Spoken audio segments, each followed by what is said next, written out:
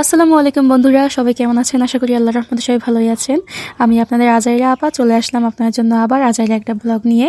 তবে আজকে আমার রান্নাঘরে অনেক বিশাল আয়োজন চলতেছে। দেখতে পাচ্ছেন এখানে আমি মুরগির রোস্ট করার জন্য মুরগি নিয়েছি, মাছ ভাজি করব আর ডিম ভাজি করব আর হচ্ছে পোলাও রান্না করব। তো প্রথমে আমি পোলাও রান্নাটা বসিয়ে দিয়েছি।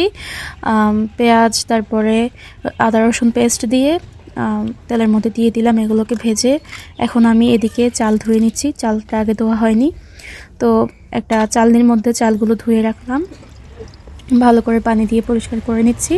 তো এখন আবার চলে আসলাম রান্নার কাজে। এখন আবার আগুন জ্বালিয়ে ওগুলোকে রান্না করে নিচ্ছি। লবণ দিতে ভুলে গিয়েছিলাম, এখন লবণ দিয়ে নিচ্ছি। তো এগুলোকে ভালো করে ভেজে তারপরে দিয়ে দিলাম তেজপাতা, দারুচিনি আর এলাচ, গরম মশলাগুলো দিয়ে দিলাম আর কি। এখন ভালোভাবে এগুলোকে ভেজে নিতে হবে। তো এগুলোকে ভাজার পর এখন আমি দিয়ে দিব ধুয়ে রাখা চালগুলো, যদিও এগুলোর পানি ঠিকমতো শুকায় নাই, তো তেলের পরিমাণ একটু বেশি দিয়েছি যাতে ঠিকমতো ভাজা হয়ে যায়। তো আমি এগুলোকে ভালো করে ভেজে নিচ্ছি। এই যে একদম ভালো করে ভেজেছি, দেখতেই পাচ্ছেন এগুলো একদম ভাজা ভাজা হয়ে গিয়েছে। এখন আমি পানি দিয়ে দিলাম, তারপর ভালোভাবে বলক আসার পরে একটা ঢাকনা দিয়ে রেখে দিব।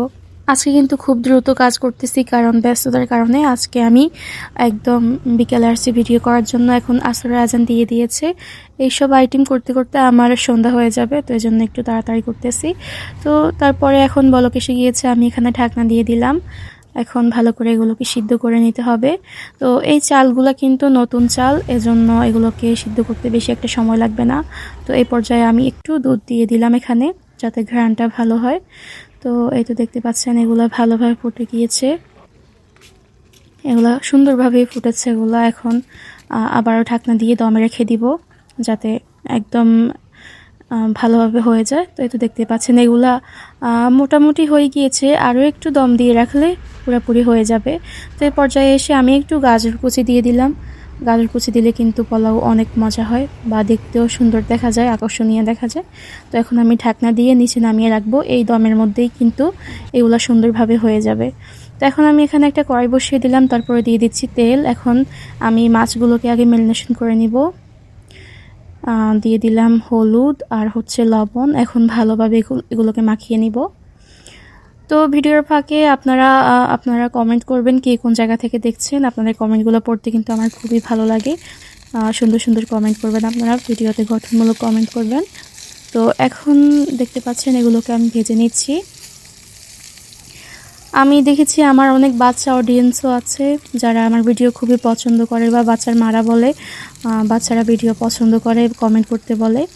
তো বাচ্চা কে কে আছো তোমরাও কিন্তু কমেন্ট করবা। তো এখন দেখতে পাচ্ছ এগুলো ভাজা হয়ে গিয়েছে, এগুলোকে এখন আমি উঠিয়ে নিব। তো প্লেটটা ধুয়ে এনে তারপরে আবার এগুলো এই প্লেটটাতে আমি উঠিয়ে নিচ্ছি। এগুলো যেহেতু মাছগুলো আবার আমি ভাজবো না, এই জন্য পরিষ্কার প্লেটে উঠিয়ে নিয়েছি।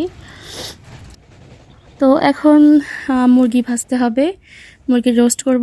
তো আগে মুরগিগুলোকে ভেজে নিচ্ছি, লবণ দিলাম, হলুদ দিলাম, তারপরে এগুলো ভালো করে ম্যারিনেশন করে, আগে একটু ম্যারিনেশন করে রাখলে ভালো হতো। আমি ভিডিও সৌন্দর্যের জন্য করি নাই, সব কিছু একসাথে পরিবেশন করে তারপরে আমি রান্না করতে বসি আর কি। তো এখন আমি মুরগিটা ভেজে নিব আর কি। এত ছোট কড়াইতে ঠিক মতো আটতেছে না, দেখতে পাচ্ছেন। এগুলো কিন্তু ভাজি করতে আমার খুবই কষ্ট হয়েছে। তো আমি এখন চিন্তা করতেছি, মানে মুরগি হিসাবে পাতিল আমি মিলাতে পারবো কিনা। পাতিলগুলো তো একদম ছোট ছোট। তো এগুলোকে আমি ভালো করে এখন ভাজি করে নিচ্ছি। সরি, ভালো করে ভাজবো না, মানে যতটুকু প্রয়োজন ততটুকু ভাজবো, কারণ হচ্ছে এগুলা তো রোস্টের মুরগি, বেশি ভাজলে আবার একদম মানে শক্ত শক্ত লাগে, ভালো লাগে না। তো ওই মুরগির রানটা দেখছি একদম সোজা হয়ে আছে, এই জন্য এটাকে আমি একটু বাঁকা করে দিয়েছি যাতে শেপটা সুন্দর হয়। এখন আমি বাকি দুইটাও ভেজে নিচ্ছি। আর এদিকে আমি খুবই চিন্তায় আছি, আমি রান্নাগুলো শেষ করতে পারবো কিনা মাগরিবের আজানের আগে।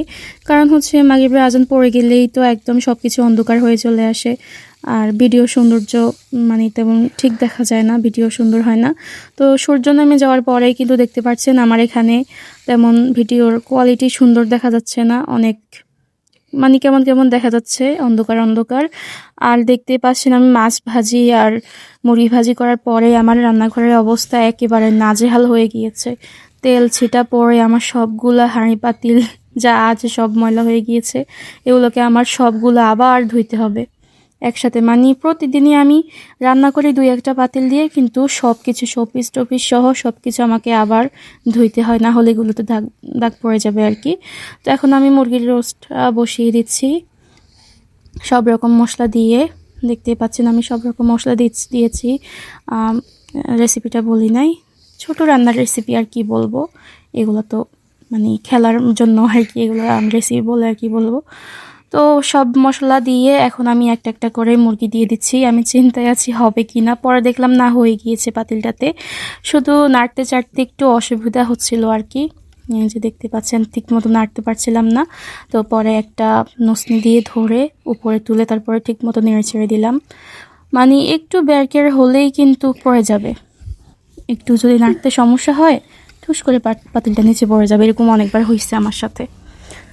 তো এখন আমি দিয়ে দিলাম দুধ। রোস্টে তো অবশ্যই দুধ দিতে হয়, ঘরে টক দই ছিল না, এজন্য টক দই দিই নাই।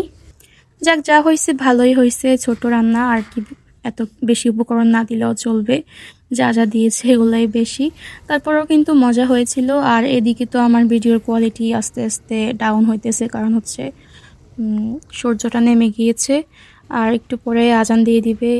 এখন ভিডিওটা তেমন সুন্দর দেখা যাইতেছে না, যেহেতু ছাদে খোলামেলা, এই জন্য মোটামুটি আলো আছে। যদি সূর্য থাকতো তাহলে ভিডিওটা অনেক সুন্দর হইতো। আমার আসলে আজকে এটা করা উচিত হয় নাই, কালকে করলে ভালো হইতো। তো আমি দেখতেছি আমার পেজে বা ইউটিউবে আমি যখন এই মুরগি রান্নার ভিডিও আপলোড করি তখন ভিউ বেশি হয়, আর অন্যান্য যত রান্নাই করি কোনো কিছুর মধ্যে মানে ভিউ তেমন আসে না। এই মুরগি রান্নার ভিডিওর মধ্যে আমার মিলিয়ন মিলিয়ন ভিউ আসে, এজন্য মুরগি রান্না করলাম আর কি আজকে। এই কদিন দেখতেছি রিচ ডাউন, ঠিকমতো ভিউ হইতেছে না, তাই জন্য আবার মুরগি রান্না নিয়ে চলে আসলাম। তো এখন আমি ডিম সিদ্ধ দেখাই নাই, সিদ্ধ ঘর থেকে করে আনছি, কারণ হচ্ছে আমার কাছে এত সময় নাই, এখন ভাজি করে নিচ্ছি। তো সব কিছু আমার রান্না করা শেষ, এখন আমি সার্ভ করব। তো দেখতে পাচ্ছেন একটা বোলের মধ্যে আমি এখন পোলাওগুলা ঢেলে নিলাম। এগুলা দেখতে পাচ্ছেন কি সুন্দর দমের মধ্যে হয়ে গিয়েছে পুরাপুরি। এখন আমি সার্ভ করে নিচ্ছি। তো জানি না কালারটা এখানে কেমন যেন দেখাচ্ছে, এগুলা কিন্তু একদম মানে সাদা ছিল, এরপরেও কেমন কেমন দেখাচ্ছে এখানে সন্ধ্যা হয়ে যাওয়ার কারণে। তো এরপর একটা ডিম দিয়ে দিলাম, সাথে দিলাম একটা মাছের পিস, এখন দিয়ে দিচ্ছি মুরগির লেগ পিস, খুবই সুন্দর দেখা যাচ্ছে। আর এরপরে দিয়ে দিব আমি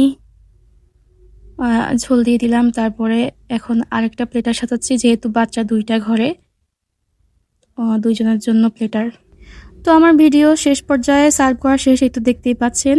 তো আজকের ভিডিওটা কেমন হয়েছে অবশ্যই কিন্তু সবাই কমেন্ট বক্সে জানিয়ে যাবেন। ভিডিওটা কে কে শেষ পর্যন্ত দেখেছেন তাদেরকে মন থেকে অনেক অনেক ধন্যবাদ।